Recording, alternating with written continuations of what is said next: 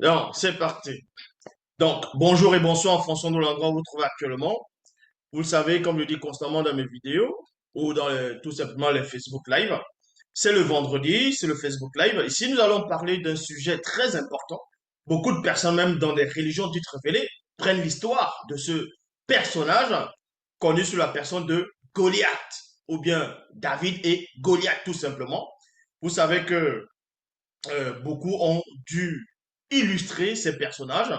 D'autres disent que euh, David, l'histoire de David, le combat a eu lieu à un moment donné dans le visible. D'autres ne croient pas à cette existence-là. Mais néanmoins, nous allons entrer dans l'histoire occulte, en gros, le combat occulte de ce qu'on va appeler David et Goliath. Mais vous savez que les vrais noms, le vrai nom de David, c'est Tondor et Goliath, c'est Etum. On va vous expliquer pourquoi on l'appelle Etum. Mais pour cela, on va prendre quelques petits passages dans les Bibles actuelles classiques pour vous montrer la confusion, l'hérésie, parce que quand ils veulent toucher les écrits, quand ils veulent modifier l'histoire du peuple noir ancestral, ils vont tout le temps se gourer. Donc, pour cela, et vous savez aussi que dans les versions néanmoins classiques actuelles, dans Proverbe 19.2, le manque de sens n'est bon pour personne. Et dans Jean 3.11, nous disons ce que nous savons et leur rend témoignage de ce qu'on a vu, donc de ce dont nous avons pénétré en profondeur. Et dans euh, Jérémie 33.3, demande-moi, je te relèverai des choses cachées, des choses que tu ne sais pas. Donc, ici, on va commencer dans 1 Samuel, chapitre 17, au verset 50, dans les Bibles actuelles classiques. Pourquoi je vais prendre 1 Samuel, chapitre 17, au verset 50?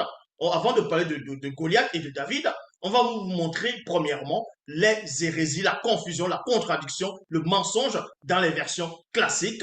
Donc, dans 1 Samuel, vous pouvez vérifier. Dans 1 Samuel, chapitre 17, au verset 50, il est dit, ainsi David triompha de Goliath et le tua. Il y a virgule ici, sans épée, grâce à la fronde et à une pierre. Tout le monde, tous ceux qui ont dû lire la Bible, c'est-à-dire peu importe les versions, sont d'accord que dans 1 Samuel chapitre 17 verset 50, que David, lors de sa bataille, lors du combat contre le géant Goliath, il a terrassé Goliath, il a tué Goliath. Mais tandis que dans la même Bible, dans 2 Samuel chapitre 21, au verset 19, il est dit ici, au cours d'une autre, c'est-à-dire d'un autre combat contre les Philistins, et également à Gab, virgule, et Lanar, fils de Yari de Bethléem, tu as Goliath. Tu as Goliath, virgule, de Gab. Tu as Goliath. Donc, on vous apprend ici dans 2 Samuel chapitre 21, verset 19, que ce n'est plus David qui a tué Goliath. C'est une autre personne, un autre homme maintenant qui va tuer Goliath. Soit c'est David qui a tué Goliath, soit c'est pas David qui a tué Goliath. Et on voit cela aussi dans la traduction Samuel KN. Il est dit frappa Goliath de Gad. Traduction Pirate Kamalena, il est dit euh, bon, maintenant, il y a une version, il y a quelques petites versions qui ont vu l'erreur, qui ont vu la contradiction, ils ont essayé de se rattraper dans le même passage dans 2 Samuel 21, verset 19, à la place de tuer Goliath, ils ont dit ici, dans traduction Pirate Kamal Lénard, tuer, c'est-à-dire ils ont tué le frère de Goliath. Traduction David Martin, frappa le frère de Goliath. Traduction King James française, tu as le frère de Goliath. Donc là, on ressort maintenant des versions actuelles classiques. On va entrer dans la seule version maintenant pour parler du véritable combat spirituel qui s'est déroulé dans le temps d'autrefois entre euh, ce qu'on va nommer Tondo et Toum.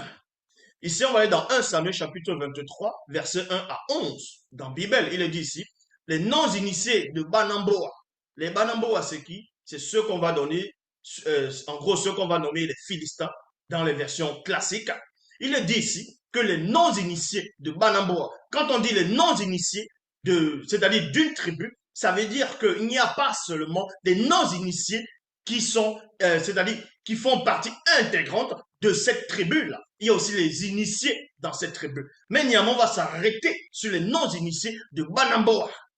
Dans 1 Samuel, dans Dina et Wa, chapitre 23, verset 1 à 11, les non-initiés de Banamboa réunir leur armée une fois de plus pour faire spirituellement la guerre à Tombouane Bila. Il y a point ici.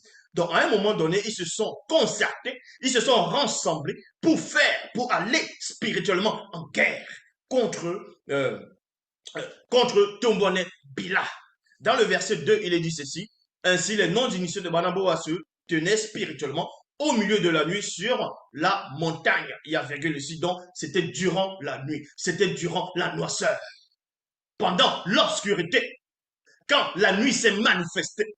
Donc ces guerriers-là, ces soldats vont sortir de les corps, vont aller dans les batailles mystiques, vont combattre spirituellement. C'est pour ça qu'on vous dit ici: ainsi, les non-initiés de Banamboa se tenaient spirituellement au milieu de la nuit sur la montagne, d'un côté, virgule, et les non-initiés graciés de Tombanebila se tenaient sur la montagne. De l'autre côté, deux points, la vallée était entre eux. Donc, ils étaient dans une grande vallée. Il y avait des montagnes. Donc, les Philistins, un groupe de Philistins, c'est-à-dire des non-initiés soldats, qui avaient néanmoins maîtrisé l'art de la sortie du corps visible, se sont agroupés sur une montagne. Et tandis que l'autre montagne, qui faisait face à l'autre, c'était un groupe de non-initiés graciés de Tombouane Bila. Donc, ils devaient entrer dans une bataille mystique, c'est-à-dire dans une guerre spirituelle, occulte. Donc, on vous apprend ici un soldat non initié de Banamboa. Donc, comme j'ai dit, Banamboa, ce sont les Philistins. Et on vous apprend que parmi la troupe, parmi les soldats, parmi ceux qui étaient dans le camp des Philistins de Banamboa, c'est-à-dire un parmi eux, donc un soldat non initié de Banamboa, s'avança hors des rangs pour insulter les Tombouane Bila. Donc, il s'est avancé parce qu'il n'était pas devant. Donc, il s'avance maintenant, il se place devant les autres. Il se met maintenant à insulter ceux qui sont en face. Il insulte l'adversaire. Et on va vous donner un peu la description de cette personne-là. Mais avant ça, on vous dit ici, il était sans mêlée. Il était sans mêlée. C'était un sans mêlée de la ville de Tonnet. Et s'appelait Etoum, donc entre parenthèses Goliath.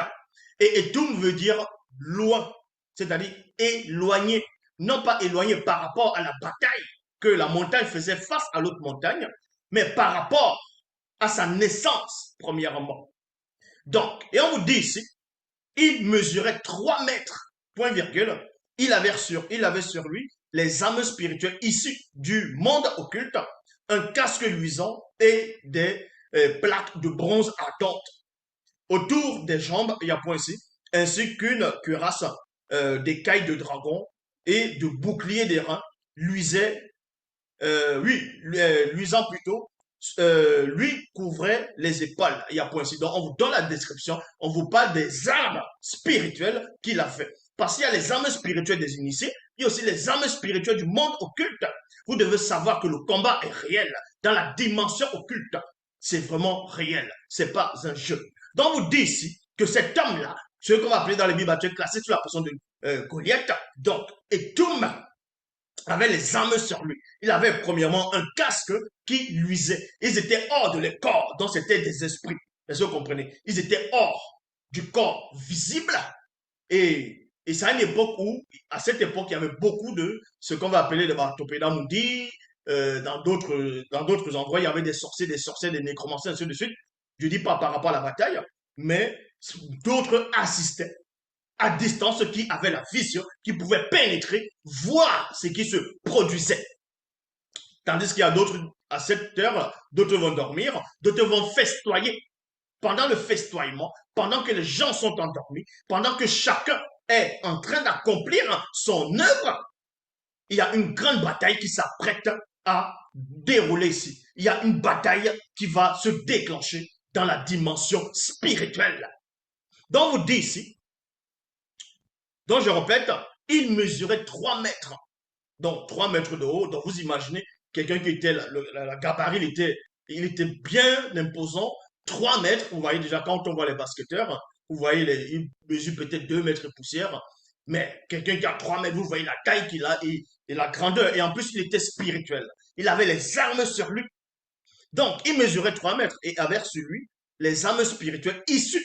Vous voyez, il y a les âmes spirituelles, comme je dis, issues du monde occulte, virgule, un casque. Donc, le casque d'abord pour se protéger contre l'adversaire. Donc, il avait un casque. Tandis que ceux qui croient au verbe, ceux qui veulent aller dans le combat spirituel, oublient de mettre le casque. Mais eux, ils sont prudents. Dans le plan occulte, ils sont prudents, ils sont rusés, ils sont malins. Donc, quand il va au combat, il se prépare.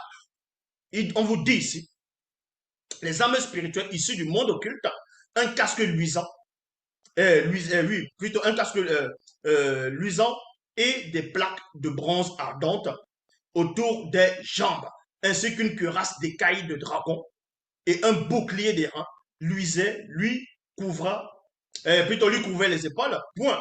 Il se tenait avec, il tenait une épée de feu, donc il avait une épée de feu. Ici, là, il n'était pas physique, il tenait pas ça physiquement dans ce lieu-là, dans cet endroit-là, à cette époque-là. C'était spirituellement. Donc, c'était un guerrier redoutable, issu du monde occulte, donc inspiré par ces esprits-là. Donc, quand la foule voyait, on voyait certains que eux tous, ils étaient sortis de leur corps, mais ils ont vu ce soldat-là, impressionnant. Ils ont vu ce soldat-là qui dégageait une puissance, un aura occulte dont les gens avaient peur de lui.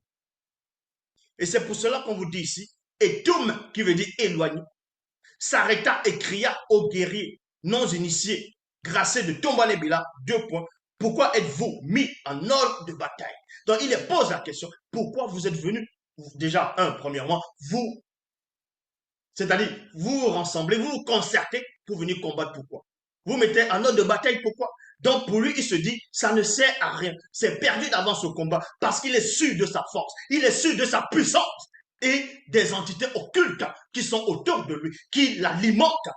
C'est pour ça qu'il pose la question. Il dit, parce que quand il voit les sons, il va les jauger. Il connaît déjà les forces. Il voit que l'armée qui est en face, les non-initiés graciés de Tombanébila, spirituellement, il les voit. Donc il sait que s'ils se mesurent avec lui spirituellement, ils ne feront pas de poids. Parce qu'il connaît qui c'est qu'il y a une porte d'entrée. Donc vous dit ici, je suis le fils, non, je suis un fils de Banamboa, moi aussi. Je suis un fils de Banamboa. Ça veut dire quoi? Pourquoi Goliath, celui qu'on va appeler Goliath dans les Bibles classiques, dont son nom est Toum, pourquoi il va préciser que lui aussi, il est un fils, c'est-à-dire un fils de Philistin. Pourquoi il dit qu'il est un Philistin? Parce que dans les versions classiques, ils ne vont pas vous expliquer le contexte de pourquoi Goliath va dire cela dans certaines versions. Or, la réalité ici, c'est quoi? C'est que il, en ce moment-là où il était là, c'était un sang mêlé, là. Et les adversaires, c'était des noirs. Il était dans la troupe plutôt, on va dire des noirs aussi, mais lui, il était le sang mêlé. Mais néanmoins, il était en esprit. Et il y a quand même le faciès qu'on voit. C'était un sang mêlé. C'est pour ça qu'il précise. Donc, l'adversaire va lui dire, dans les non-initiés, graciés de Tombanébila, vont lui dire déjà, tu es un disgracié, tu es un enfant qui est né illégitimement, donc, en gros, tu n'es pas de l'un de nous. C'est pour ça qu'il va préciser, donc déjà dans la colère, dans l'énervement, il va se dire, mais en gros, déjà, premièrement, vous vous mettez pour vouloir me combattre. Pourquoi déjà? Donc, en gros, vous ne pouvez pas. Et ensuite, il dit, je suis un fils de Banamboa. Moi aussi. Il dit moi aussi. Banamboa veut dire quoi? Parce que dans les Bibles, on va juste vous dire Philistin, sans réellement vous préciser qu'est-ce que ça veut dire, le véritable sens, le nom. Donc, Banamboa veut dire les enfants du pays. Les enfants du pays. Les enfants du peuple. Parce qu'il se dit qu'il fait partie intégrante du pays, du peuple noir. Voilà ce qu'il est en train de dire ici. C'est ça qu'on dit Banamboa. Moi aussi. Aujourd'hui, je lance le défi à votre armée et à votre Moutatedi Mukombedi. Donc, l'entité protectrice ajouta-t-il. Il y a point. Au même instant, Moutatedi fit apparaître spirituellement tendant au camp de bataille au champ de bataille, ici, là, sur la montagne, près des autres guerriers non d'initiés gracieux de Tombanebila. Donc, quand il a commencé à préférer, à insulter, à mépriser, jusqu'à mépriser même Moutatedi, c'est là où Moutatedi va faire apparaître Tondo spirituellement. Donc, Tondo va sortir de son corps. Moutatedi va l'extirper son esprit de son corps visible pour l'introduire dans le non visible du visible. Et là, ils vont entrer dans ce camp de bataille. Dans le champ de bataille, ils vont entrer. Et vous allez voir ce qui va se produire. Et on vous dit ici, donc, qu'au même instant, Moutatedi fit apparaître spirituellement au camp de bataille, sur la montagne près des autres guerriers non initiés et gracieux de Tombanebila. Tondo demanda au guerrier qui était avec lui, qui était auprès de lui, qui est donc cet homme issu de l'union interdite qui ose insulter l'armée de Tombanebila, ainsi que Moutatedi, Mukombwedi, donc l'entité protectrice. Donc, Tondo n'a pas demandé directement à Moutatedi que pourquoi Moutatedi le ramène ici. Pourquoi il ne demande pas à Moutatedi qui est cette personne. Parce que quand Moutatedi ramène l'esprit de Tondo va comprendre qu'il vient là pour un but précis. Maintenant, il doit s'entretenir avec ceux de son peuple. C'est pour ça que Tondo demande qui est cet homme-là, qui est cette personne qui est en face. Parce qu'il voit sa taille, il ressent les vibrations des Toum, de Goliath, il ressent sa puissance.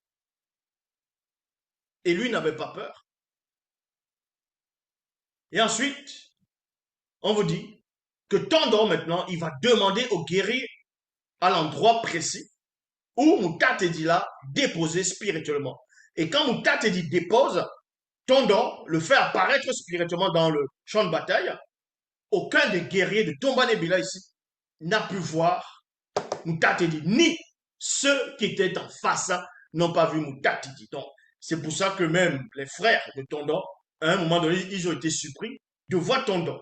Ils étaient subjugués de le voir apparaître. Comment il a fait? Comment est-ce qu'il a maîtrisé l'art de la sortie pour venir à cet endroit précis? Parce que, admettons que tu as la faculté de pouvoir de t'extirper de ton propre corps visible pour intégrer la dimension spirituelle, mais il faut néanmoins localiser les vibrations, l'énergie, l'aura de l'endroit où tu veux y aller. C'est une sorte de GPS spirituel. Donc, on dit ici, Tondo demanda au guerrier qui était auprès de lui, qui est donc cet homme issu de l'union interdite, qui ose insulter l'armée de Tombanebila, ainsi que Moutatedi, Mukombwedi, donc l'entité protectrice, mais son frère aîné, Wende Pa, l'entendit discuter avec les guerriers et se fâcha. Pourquoi es-tu venu ici? Il y a virgule ici. Et comment tu es venu spirituellement jusqu'ici? Donc il demande à son frère, à son petit frère, comment? Déjà, premièrement, pourquoi tu es venu ici? Parce que tu es petit. Parce que pour son frère aîné, Tondo n'est pas assez fort spirituellement pour être dans cet endroit, pour combattre spirituellement l'ennemi. En plus, pas n'importe quel ennemi. Un ennemi conscient qu'il est dans le monde occulte, qui dispose des pouvoirs, des facultés terribles, terrifiants. Et il dit ici à Tondo, mais comment déjà? Comment es-tu venu spirituellement jusqu'ici? Dans le verset 9, il est dit ici, j'irai moi. Bon, il est dit ici, j'irai moi me battre contre lui, répondit Tondo. Les autres guerriers de Tombanebila se mirent à rire, donc, au-dedans d'eux. Là, c'est la moquerie. Donc, ils se sont moqués de lui, déjà premièrement. Ainsi que Windepa et le reste des frères du Tondo. Parce qu'ils l'ont méprisé. Parce qu'ils ont vu que dans le visible, donc dans le physique, Tondo, c'était un petit. Il se coupait des troupeaux de la famille du papa, donc de toutes les familles.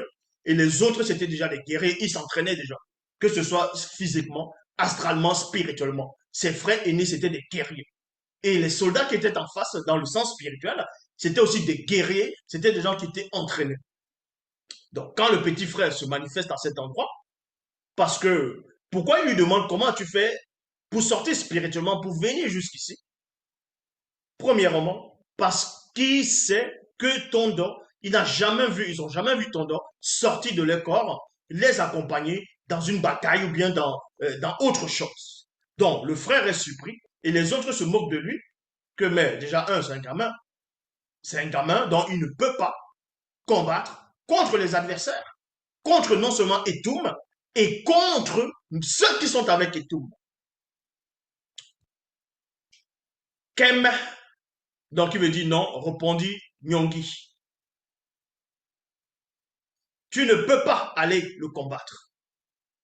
Tu n'es qu'un jeune garçon, alors qu'il est guerrier depuis sa naissance. Donc on vous apprend, Nyongi, dans ce qu'on va appeler Saül, a eu une information capitale de l'adversaire.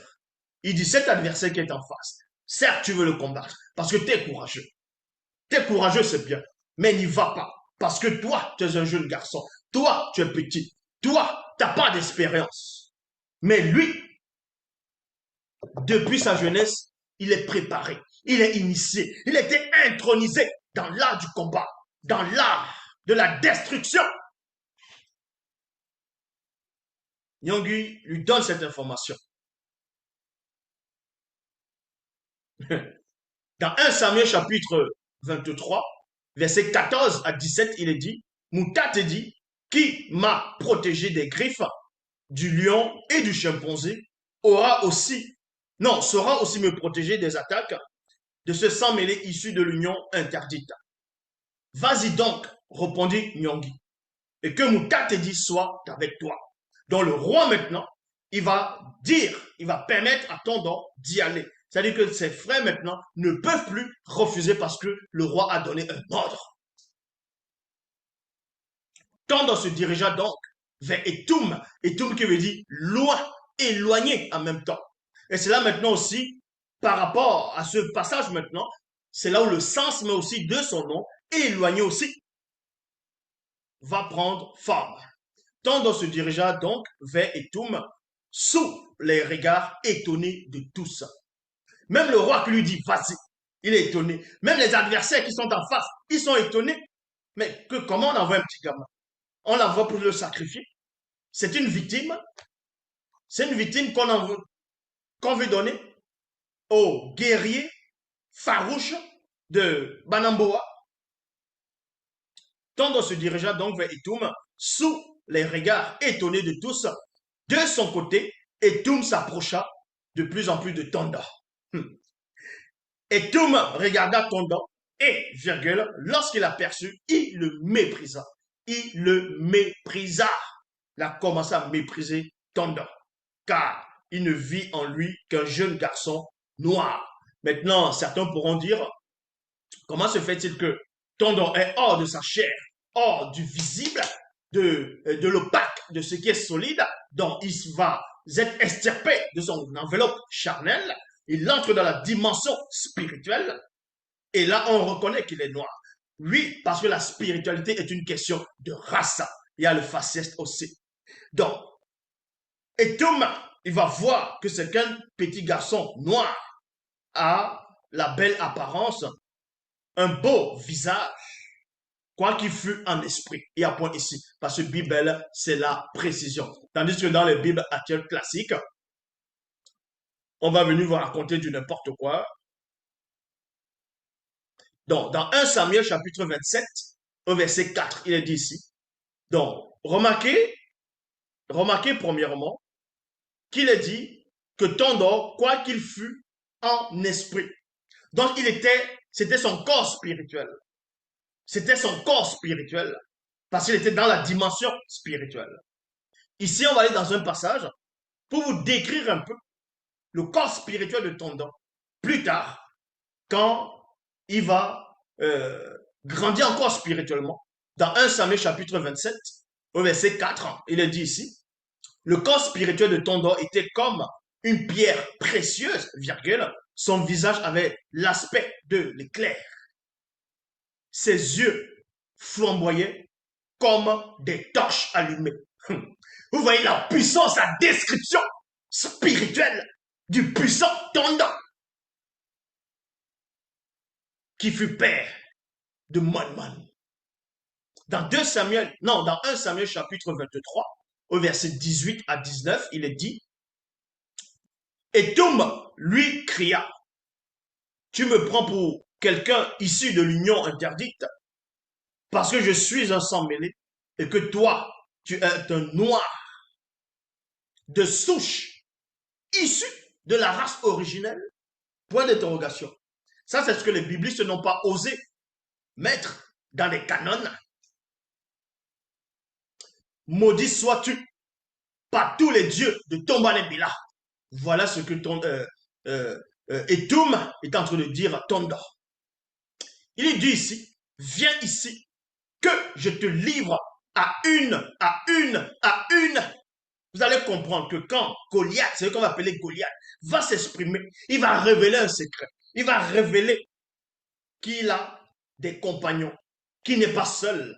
Non pas qu'il se fie aux soldats qui sont à côté de lui, mais on va vous montrer que Goliath lui-même, c'était un véritable sorcier. C'était un pratiquant des sciences occultes. Et il va révéler ses esprits protecteurs. Il va révéler ses génies, ses totems. Ceux qui connaissent. On vous dit ici, viens ici, que je te livre, à une des Mengu Mamadiba, c'est-à-dire sirène des eaux, des rêves.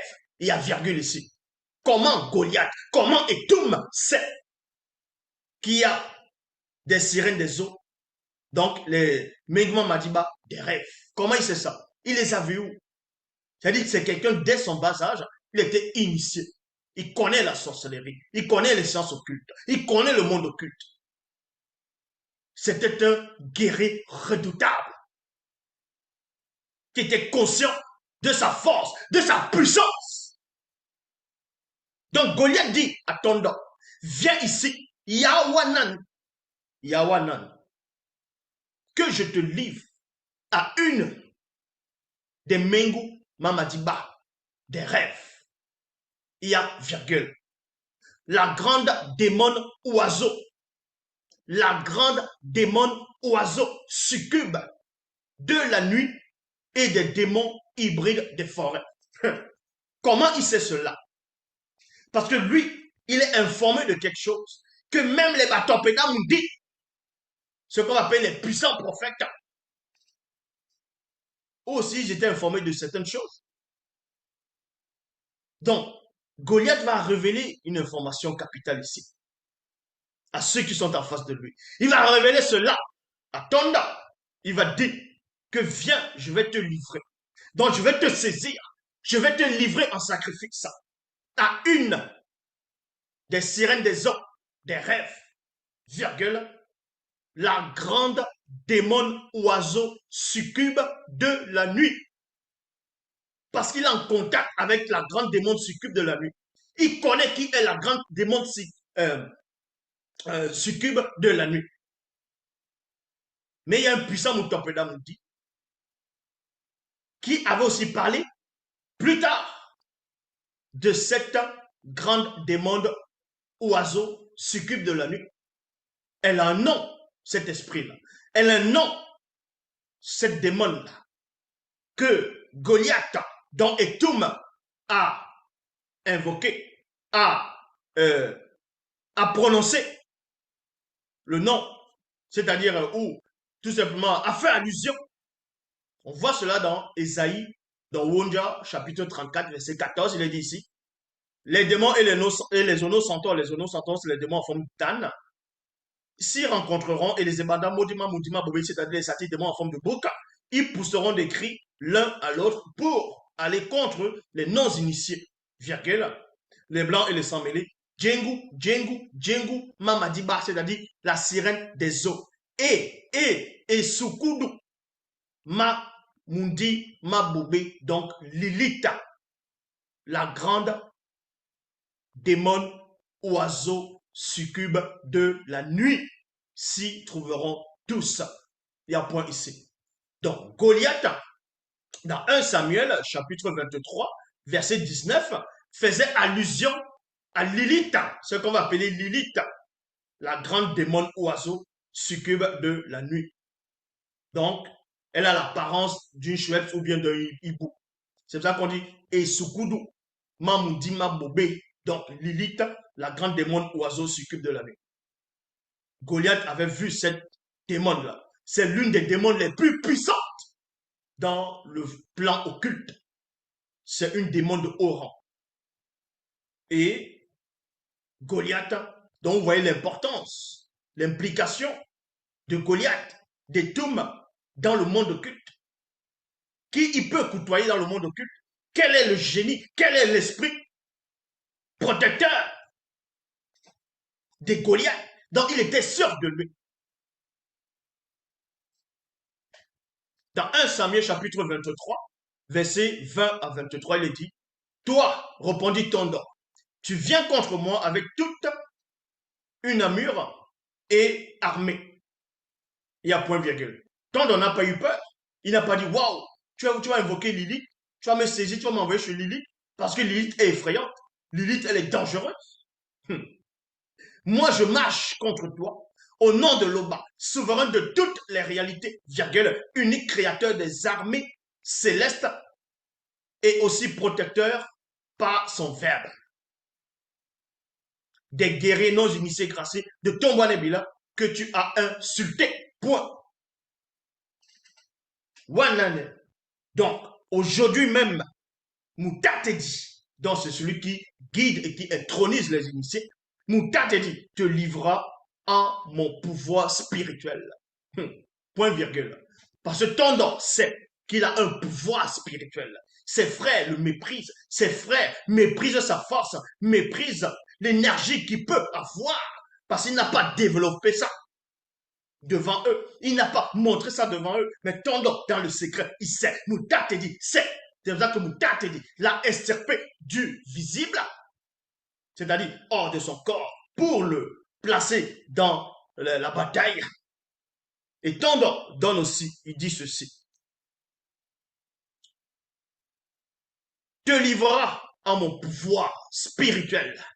Je vais te terrasser et te faire chuter de ta position. Aujourd'hui même, je vais entrer dans la légende. Et ça s'est réalisé. Tondor est entré dans la légende. Quand on parle de David, on parle de Goliath. Mais sauf qu'ils ont trafiqué son histoire. Ils ont changé son lieu de naissance. Ils ont changé sa couleur. Ils ont changé son récit. Mais néanmoins, il a prophétisé ici. Il avait eu la vision. Il a percé la vision. Il est entré. Il a dit qu'il va entrer dans l'histoire. Il dit qu'il va entrer dans la légende. C'est pour ça que, comme je dis, quand on tape David, on dit aussi Goliath. Alors, tous les peuples non initiés, y compris les blancs et les sans-mêlés, comme toi, sauront que Tombanebila a pour Gumba, c'est-à-dire bouclier, le verbe. Et tous les guerriers non initiés gracieux de Tombanebila, ici rassemblés, seront comme Moutatedi, n'a pas besoin d'épée ni d'armes quelconque du visible pour donner la victoire. Ça, c'est la précision du visible, donc du physique. Et dans le sens spirituel, il n'a pas besoin de l'épée. Elle est maître de cette guerre et elle va te livrer à mon pouvoir spirituel. Tondor, il est petit. Il était jeune à cette époque. Mais il savait qui il était au fond. Il connaissait son potentiel. Il connaissait le don qu'il avait. Il dit que Moutatedi va livrer Etoum à son pouvoir, lui, spirituel. Voyant alors Etoum se mettre en mouvement et s'avancer à sa rencontre, Tondor s'élança, traversa rapidement le camp de bataille, le champ de bataille, dans la direction d'Etoum, au-dessus de la vallée qui était entre. Donc il y avait une grande vallée dont il traverse là. Donc ça veut dire que il peut voler dans les airs, dans le sens spirituel. Mais les auteurs des Bibles ont trouvé le récit tellement fantastique pour eux. Ils ont dit non, on va s'arrêter que terre à terre. À cet instant, Tondor ouvrit la bouche et s'écria d'une voix forte, c'est par les entités spirituelles que les jugements sont exercés. C'est par la loi céleste qu'on châtie tout impie, virgule. Alors, ma main saisit la justice divine. Alors, ma main, dialam, dialam, ma main saisit. Alors, ma main saisit la justice divine. Il connaît la justice divine. Malgré son âge, malgré sa jeunesse, il connaissait déjà les choses spirituelles. Mais ses frères le négligeaient, ses frères le méprisaient. Parce que il va saisir la justice divine. Et plus tard, dans les Psaumes, il est écrit, dans Psaume 58, verset 11, l'initié sera dans la joie, virgule, à la vue de la justice divine. Il y a point. Psaume 94, verset 15, il est dit, le jugement sera conforme à la justice divine. Et tous ceux connus dont le cœur est droit l'approuveront, vont approuver cela. Et c'est pour ça qu'on repart dans 1 Samuel, chapitre 23, verset 24 à 29. Il est dit ceci.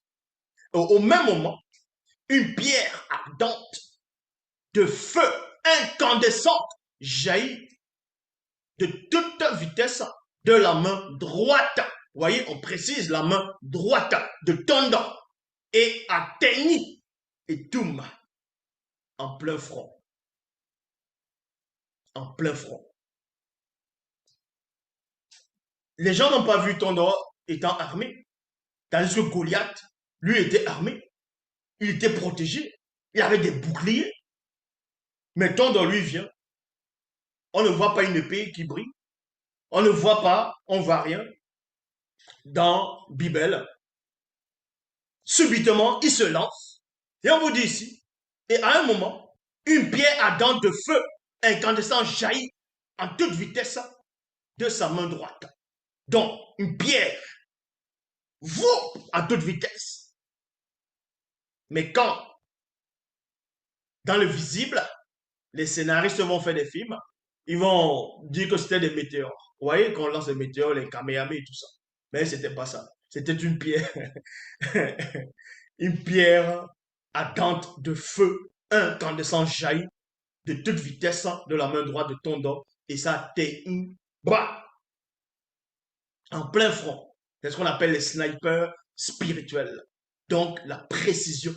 Il y avait la rapidité, la puissance et la précision. Bras! Et Toum tomba le visage en avant. Bras! C'est-à-dire quand il a touché, ça a secoué, ça a fait sortir tous les esprits qui alimentaient et Toum en même temps. Bras! À une fraction de seconde. Il s'est retrouvé à terre. Et sa chute fit un grand bruit au point que les deux montagnes du côté visible, c'est-à-dire du côté physique, furent ébranlées dans les fondements et la vallée se remplit de fumée. Vous imaginez la nuit. Les gens sont endormis, d'autres sont en train de méditer, d'autres sont en train de marcher, de festoyer. Vous entendez le bruit de deux grandes montagnes. Les gens vont se dire, waouh, c'est le magma qui veut sortir, le volcan. Vous voyez, dans le côté, parce que le combat est spirituel. Et les vibrations, les énergies travaillent jusqu'au plan astral pour se manifester sous forme d'énergie, de puissance dans le plan visible. Et ça fait branler les collines, les montagnes. Et une fumée sort. Donc vous imaginez l'intensité de la bataille, de la puissance, du coup que Toum a reçu. Ainsi, Tondor triompha d'Étoum. Aussitôt, Étoum mourut dans le plan physique. Dans le plan physique. Donc, vous dit ici Il a mis là. Bah! Parce que, qu'est-ce qui s'est passé? Est-ce que Tondre a tué l'esprit de Goliath? C'est ça la question qu'il faut se poser. C'est pas ça qu'on est en train de vous dire. On est en train de vous dire ici que la pierre incandescente, qui a jailli avec une grande vitesse de la main droite de Tondre, a atteint le front d'Etoum. Et on vous dit ici, Etoum tomba le visage en avant. C'est-à-dire, son corps spirituel est tombé. Oui, parce que l'esprit, dans les batailles, peut ressentir une terrible douleur. Donc, il tombe, et ensuite, on vous dit, il a triomphé de tout ici. Triompher maintenant comment? Est-ce qu'il a tué le corps spirituel de, euh, euh, de tout ici? Ce qui s'est passé, c'est quoi? Quand on dit il a triomphé, c'est quand le caillou l'a teigné ici, boah, ça l'a détaché directement. Le vase d'or s'est brisé.